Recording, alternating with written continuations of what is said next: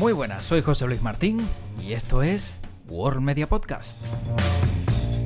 Y siempre es un placer traerte nuevos capítulos, nuevas historias y nuevos contenidos que espero por lo menos te entretengan un ratito, que es lo que siempre suelo decir y espero que, la verdad, así sea. Hoy creo que este va a ser uno de los capítulos donde también vas a aprender un poco más y vas a conocer cómo es la estructura de una entidad como es la Autoridad Portuaria de Las Palmas. Porque dentro de Conversaciones Francas, el podcast oficial de la Zona Franca de Gran Canaria, he tenido la oportunidad de mantener una charla con la presidenta de la Autoridad Portuaria de Las Palmas, Beatriz Calzada. Y ojo que es la primera presidenta de una entidad portuaria, en este caso de esta entidad portuaria en Las Palmas, tras 140 años de historia. Así que también pues es lógico que le hayamos podido dedicar unos minutos a Beatriz Calzada para conocer en profundidad quién es y también cuáles son esos proyectos que tiene en mente para desarrollar de cara al futuro en los puertos de Las Palmas.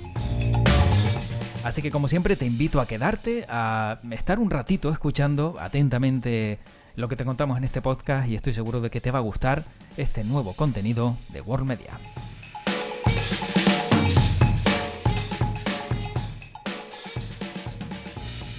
Y forma parte también de estas conversaciones francas de la Zona Franca de Gran Canaria, la presidenta de la Autoridad Portuaria de Las Palmas, Beatriz Calzada. ¿Qué tal? ¿Cómo estamos? ¿Qué tal? Muy bien, muchas gracias. Gracias también por formar parte de estas conversaciones francas donde, pues durante la primera temporada, sobre todo, y luego retomaremos este asunto, se hizo una petición y una reclamación de la necesidad de que hubiera una mujer al frente de la presidencia de la Autoridad Portuaria de Las Palmas, pero la primera pregunta, ¿qué se siente al ser la primera mujer en presidir un puerto que tiene, pues, 140 años? Bueno, pues evidentemente mucho respeto, mucho respeto. Es un reto impresionante, un reto para mí maravilloso. Me encanta porque además siempre me ha gustado el puerto, con lo cual es como, bueno, pues he llegado a un sitio donde siempre me ha gustado estar, no presidiendo la autoridad portuaria, pero sí en el puerto y me lo tomo también con mucha responsabilidad porque sé que hay muchos ojos también mirando y viendo a ver cómo me muevo, bueno, pues un poco para quitar quizás en algunos que quedan esos miedos de si una mujer es capaz o no de asumir este reto, y yo estoy más que convencida de que no yo, cualquier mujer es capaz de asumir este reto. Y por eso con mucha responsabilidad, un orgullo, un honor que me haya tocado a mí, porque en algún momento le tenía que tocar a alguna y me ha tocado a mí, y sobre todo intentando que la próxima persona que ocupe la presidencia de la autoridad portuaria, pues si es posible que también sea una mujer. Claro, que tampoco acotamos, ¿no? La presidencia de Beatriz Calzada, que quien dice 4, dice 6, dice 8, nunca se sabe, ¿no? Nunca se sabe, estos son puestos políticos y los que llevamos ya tiempo en política sabemos que a veces sabes cuándo entras, pero no cuando sales, y tenemos que estar preparados para salir, pues cuando sea. Bueno, precisamente comentaba que fue en el año 2021 cuando la primera mujer que dirigió una empresa consignataria en el puerto de Las Palmas, Caridad Cuyás, en este podcast, se preguntaba, ¿para cuándo una mujer presidenta del puerto de Las Palmas? ¿Qué le puede decir a ella y a todas aquellas que lo han pedido durante tantos años? Sí, no, además, Cari Cuyás, bueno, yo he tenido la suerte de poder hablar con ella personalmente, ella de felicitarme, pero yo creo que es una felicitación colectiva hacia lo que representa el que una mujer esté aquí, y además Cari Cuyás es un referente en el puerto, precisamente por ser una de las primeras mujeres en este sector tan masculinizado y además no solo por el hecho de ser mujer, sino por lo que ella hizo en este puerto. Entonces, bueno, pues al final es una pequeña victoria de lo que nos supone, ¿no? En nuestra lucha como mujeres, de poder decir aquí estamos y podemos llegar a estos sectores tan masculinizados, pero además con absoluta normalidad, que al final es de lo que se trata, que esto se asuma con normalidad como cualquier otra cosa en la vida, y es, bueno, pues un reflejo más de lo que está cambiando la sociedad, en la que ya las mujeres pues podemos llegar a donde nosotras queramos llegar y no donde algunos se empeñen en colocarnos. Bueno, vamos a conocer un poquito más a Beatriz Calzada. ¿Quién es Beatriz Calzada? Bueno, pues Pues, ¿quién es Beatriz Calzada? Pues nada, una persona normal y corriente. Soy abogada, yo creo que abogada de vocación, y además lo llevo en los genes.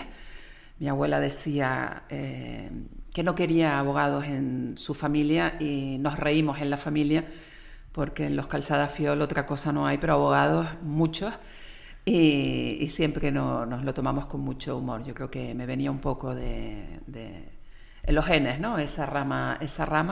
Y además no me arrepiento, me gusta, porque creo que es uno de esos estudios que me ha permitido, no solo en la parte profesional, dedicarme al tema de la abogacía en determinados momentos de mi vida, sino además en la parte política también. Creo que esos estudios me han ayudado mucho, ¿no? El saber leer, interpretar y conocer pues todo el tema jurídico, normas, leyes, sentencias. Bueno, eso realmente ayuda. Y bueno, a nivel profesional, pues en un momento dado me decanté por el urbanismo. Realmente me vino dado, no es algo que elegí, pero de repente me lo encontré. Y el urbanismo y la ordenación del territorio, y realmente es un sector del que me enamoré. Me encantó, más la parte de ordenación territorial que del urbanismo. Y bueno, he dedicado parte de mi vida profesional a eso como técnico, y bueno, creo que me ha dado una enseñanza y una capacidad además de conocer el territorio y de ver las cosas con perspectiva territorial, que creo que es importante, la importancia de planificar, pero de entender el territorio en su magnitud y cómo afecta cada decisión que tomamos en nuestras vidas sobre donde vivimos, sobre nuestro territorio. Y bueno, al final he ido compaginando esa parte profesional con la parte política, donde he ido pasando por distintos sitios, que al final, bueno, pues son todo aprendizajes y experiencias maravillosas. Y bueno, y al final, pues hoy por hoy me encuentro donde me encuentro, que es en el puerto. Entonces, siendo, digamos, profesional del área urbanística, amante, ¿no?, de saber más sobre el territorio, cuando llega a la presidencia del puerto, lo primero que hace es mirar un mapa y saber qué es el puerto, donde tenemos más, donde tenemos menos, qué se puede hacer con este territorio. ¿Ha sido de las primeras cosas que ha hecho cuando llegó? Sí, lo primero fue ya por defecto profesional, es la planificación. ¿Qué es lo que hay planificado? Porque yo entiendo la vida en este sentido a base de planificar, ¿no? De ver qué es lo que hay y hacia dónde vamos.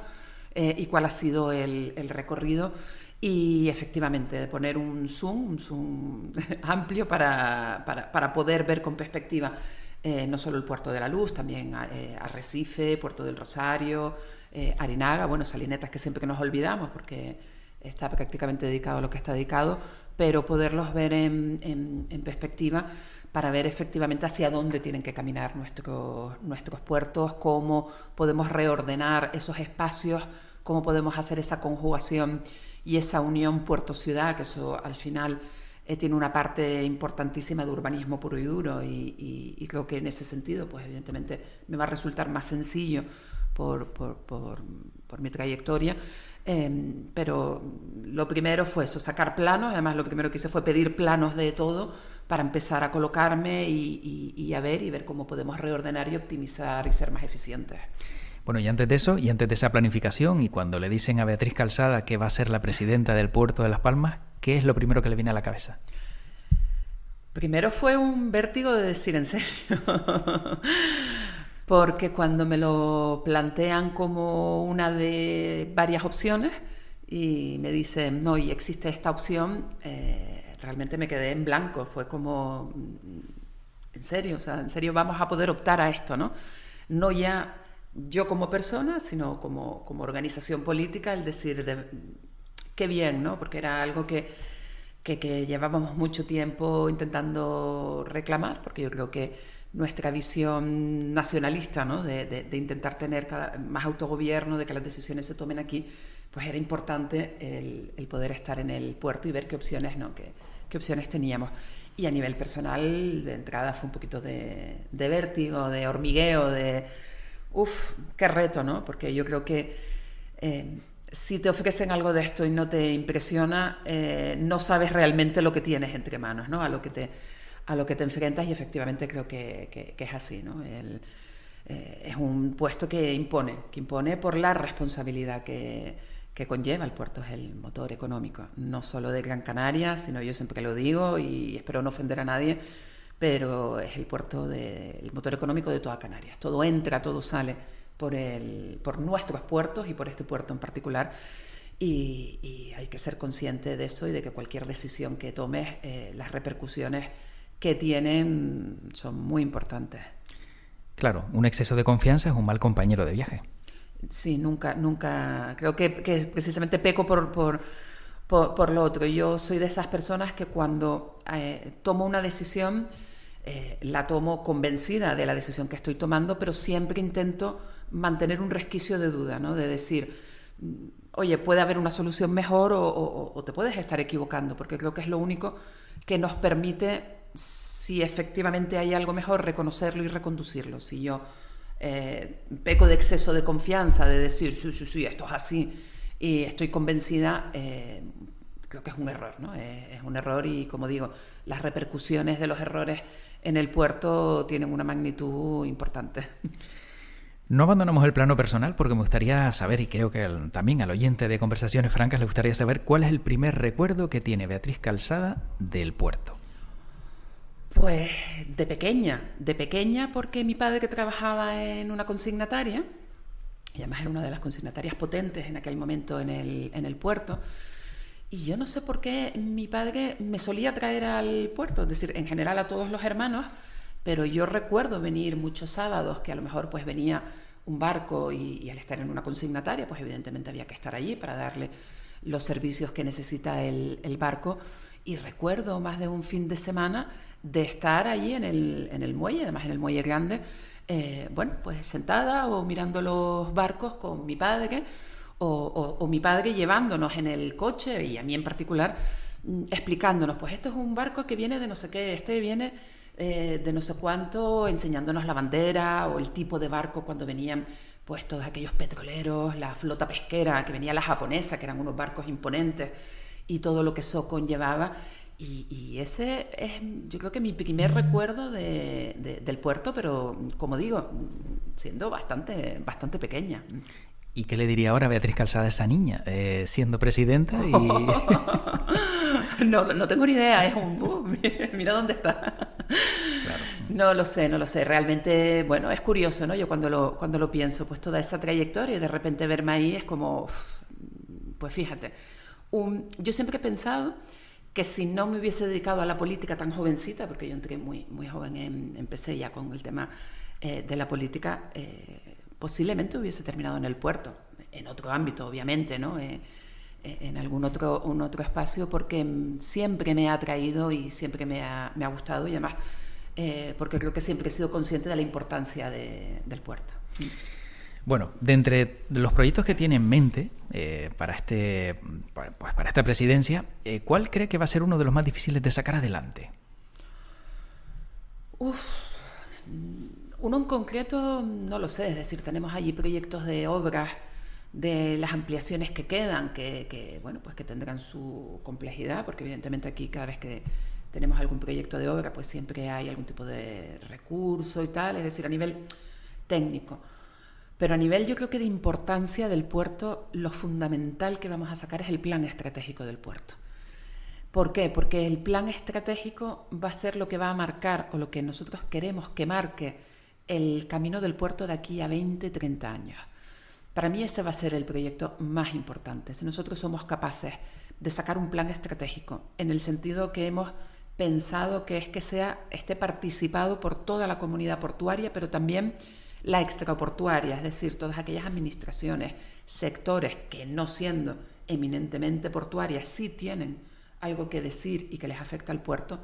Si nosotros conseguimos sacar ese plan participado por todos, creo que tendremos la herramienta más potente que pueda tener este puerto, y que además va a tener la fortaleza de sobrevivir a los presidentes o presidentas que haya en el puerto. Es decir, creo que no podemos pecar en el puerto de tener proyectos cortoplacistas, proyectos a 4 años para que el presidente, o en mi caso presidenta de turno, nos pongamos una medalla determinada, sino tenemos que ser capaces de mirar a muy largo plazo para poder empezar a poner ahora mismo todos los elementos que necesitamos correctamente para dentro de 20, 30 años que este puerto no solo siga manteniéndose como está, que creo que eso ya sería un buen objetivo, sino que vaya más y que siga avanzando. Claro, y con la comunidad portuaria y extraportuaria. ¿Y cómo se logra un consenso o un plan o un proyecto de tal magnitud con acuerdo de todos? Porque entiendo que esa es la parte también difícil, Exacto. ¿no? Por eso hemos sacado el plan estratégico, lo que hemos sacado es el pliego. ¿Por qué? Porque sí entendimos que este plan no podía estar redactado desde dentro del puerto, por una simple cuestión de operatividad. No hay personal que podamos destinar con el empeño que nosotros creemos que hay que darle a esto, porque evidentemente no estarían haciendo el trabajo que tienen que hacer para poder destinarlo a esto, y por eso lo hemos sacado fuera, hemos sacado el pliego y esperemos que se presenten consultoras potentes. Después ya, pues evidentemente, con el concurso que se ha sacado, con esos pliegos, pues ya se determinará el más adecuado, pero sí creemos que merece la pena que haya consultoras potentes, que las hay, que lo vean atractivo, que se quieran presentar y que hagan precisamente ese trabajo, donde además, como digo, hemos insistido mucho en esa parte de diálogo y en esa parte de participación a toda esa, esa comunidad, la portuaria, pero también la extraportuaria. Bueno, ¿cómo de importante va a ser la economía azul en su presidencia?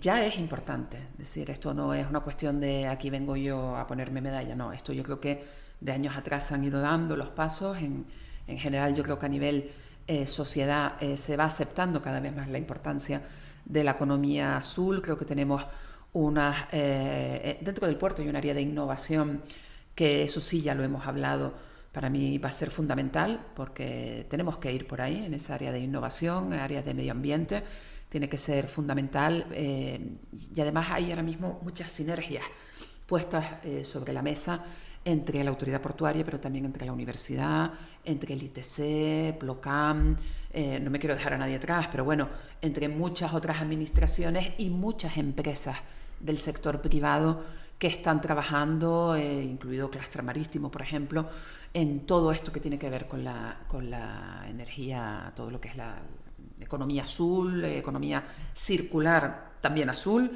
Y para mí esto es fundamental. Como digo, ya se están trabajando en proyectos que venían de atrás y que vamos a seguir impulsando, y estamos preparando siempre en unión con otros más proyectos porque creemos que efectivamente es que tenemos que ir por ahí. Sin duda. Bueno, estamos en la Zona Franca de Gran Canaria, en este podcast de Conversaciones Francas. Y una pregunta que suele ser habitual, ¿no?, a los invitados o invitadas es cómo es su relación con la Zona Franca, y en el caso de Puerto de Las Palmas y en el caso de Beatriz Calzada, ¿cómo es esa relación entre el puerto y la Zona Franca? Pues yo creo que tiene que ser una relación francamente mejorable. Es decir, no podemos entender la Zona Franca como un ente aislado del puerto, están además ahí físicamente al final del puerto, y si no vienes aquí es como que no pasas por aquí. Y eso no es entendible. Creo que ha habido una relación, obviamente una relación, porque la Zona Franca pertenece evidentemente al puerto y el puerto tiene que pertenecer a la Zona Franca, pero creo que, y de hecho, bueno, pues ya hemos hablado con el presidente y mantendremos distintas reuniones para buscar esos canales y buscar esas herramientas para que realmente haya esa unión, porque para mí no concibo que no estemos unidos. Es decir, la Zona Franca es un potencial enorme que tenemos que saber utilizar, que tenemos que saber potenciar, porque es bueno para el puerto, pero es que es bueno en general para toda Canarias. Entonces, es algo que tenemos históricamente, es verdad que llamado de distintas maneras y con distintas vicisitudes históricas, pero al final tenemos esta Zona Franca que representa un derecho de los canarios recogido en nuestro REF, en nuestro Estatuto de Autonomía, que está aceptado también por la Unión Europea, ese hecho diferencial canario que se refleja en esta Zona Franca y que por lo tanto tenemos que saber utilizarlo, yo creo que todavía mucho mejor.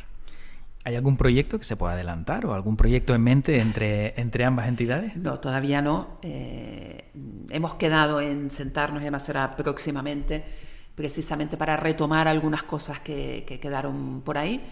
Y bueno, ya los iremos anunciando en su momento.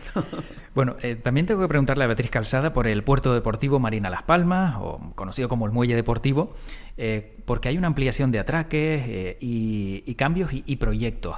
¿Se ve ejecutable, teniendo en cuenta que, si no me equivoco, hace un tiempo se presentó, quedó desierto el concurso? Claro, es un proyecto también bastante ambicioso, ¿no? Sí, aquí yo creo que hay dos cosas. Es decir, tenemos que tener en cuenta que no hay ningún puerto de interés estatal en España que gestione una marina, en este caso una dársena de embarcaciones menores como tal, como existe el muelle deportivo, y por lo tanto lo que se conmina a la autoridad portuaria en su momento es a sacar esa gestión.